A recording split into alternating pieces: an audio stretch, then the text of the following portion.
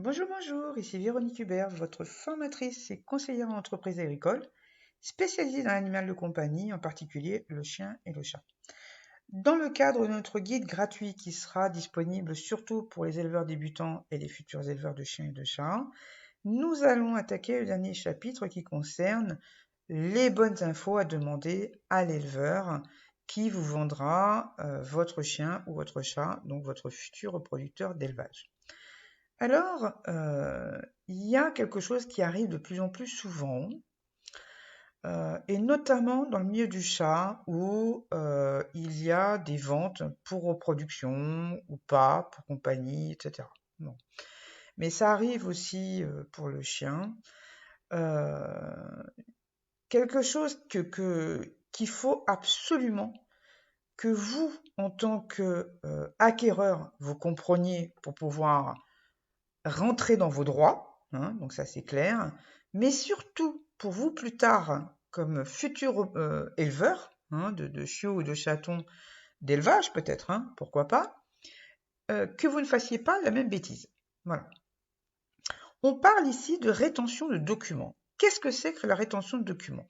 C'est le fait de ne pas remettre à l'acquéreur des documents qui devraient avoir obligatoirement parce qu'elles font partie de la cession, qu'elle soit gratuite ou payante, peu importe, d'accord? La loi est la même si on vous offrait hein, un chien, un chat ou un chiot ou un chaton, peu importe, il y a des documents qui sont obligatoires et que vous devez absolument posséder et que l'éleveur donc doit vous remettre ou la personne hein, qui vous vend ou qui vous revend ou qui vous donne, vous redonne, peu importe, qu'elle vous cède avec l'animal.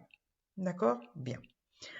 On va commencer par quelque chose qui est primordial et qui suit automatiquement tout animal cédé, que ce soit gratuit ou onéreux, hein, donc payant, comme on dit, c'est la carte d'identification.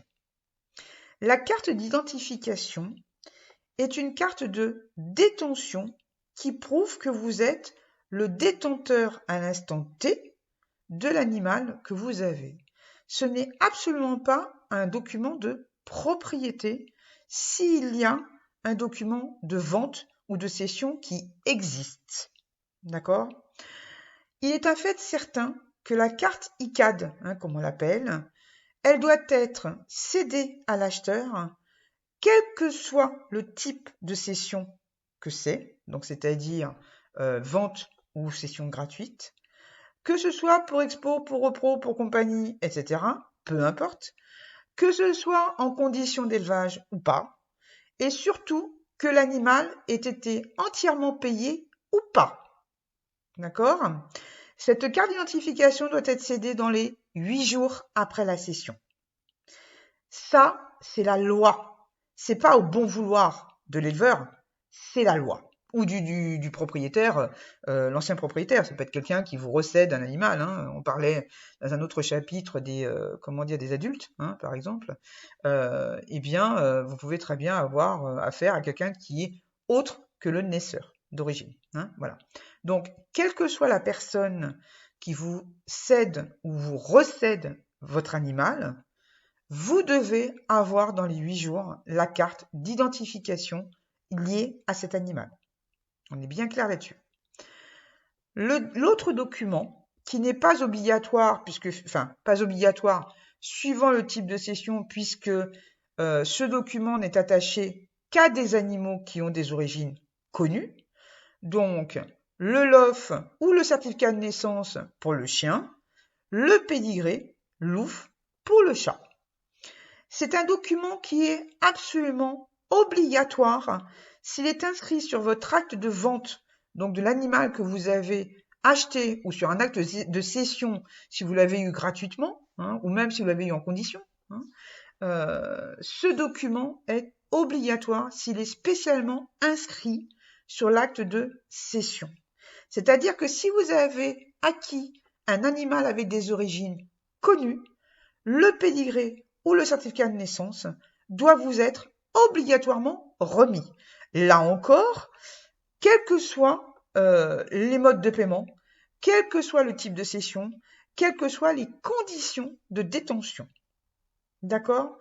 Alors, si vous avez un problème pour l'un ou l'autre de ces documents, je vous conseille d'envoyer, donc que ce soit à la Société Centrale Canine au niveau du chien, ou que ce soit au LOUF au niveau du chat, la copie du certificat de vente que vous avez eu lors de la cession, la copie éventuellement de la carte ICAD si c'est le pédigré ou le certificat de naissance qui vous manque, la copie du pédigré ou du certificat de naissance si c'est la carte ICAD qui vous manque. En tout cas, en tout état de cause, vous joignez la photocopie de tous les documents que vous possédez et qui prouvent votre propriété.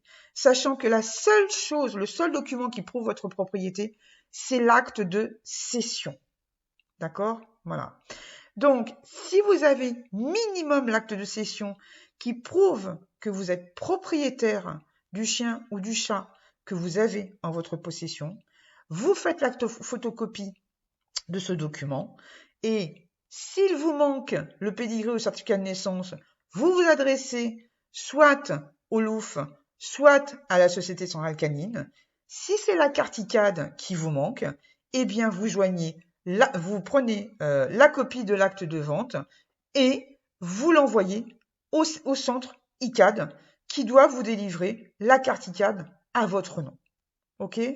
Tous ces documents que vous avez, même si vous n'envoyez que des copies, prenez soin de les envoyer minimum en lettres suivies, si ce n'est en lettres recommandées. N'oubliez pas que la rétention de documents par l'éleveur, quelle que soit sa raison, est complètement et totalement illégale. D'accord?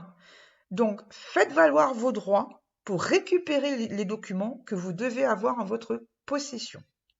D'accord? Ça, c'est extrêmement important. N'oubliez pas que ni la Société Centrale Canine, ni le LOUF ne peuvent faire opposition à la délivrance de votre certificat de naissance pour le chien et au pédigré pour le chat. Elles ne sont absolument pas assermentées pour cela.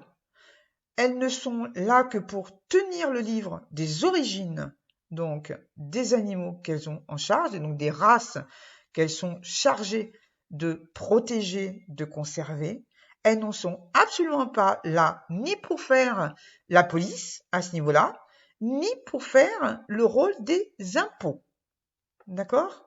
Donc ça, c'est extrêmement important. Donc si vous avez un problème au niveau du LOUF ou au niveau de la Société Centrale Canine pour vous délivrer le duplicata, parce qu'en général, il s'agira de ça, le duplicata du certificat de naissance ou du pédigré éventuellement, ou du pédigré au LOUF pour le chat, eh bien, faites intervenir soit un médiateur, soit votre assurance, soit quelqu'un d'assermenté, un avocat, un huissier, un service juridique quelconque, qui pourra vous défendre et donc défendre vos droits. C'est extrêmement important. D'accord? Voilà. Eh bien écoutez, j'espère que ces petits conseils vous auront été utiles. Je vous souhaite une excellente soirée et je vous dis à très bientôt.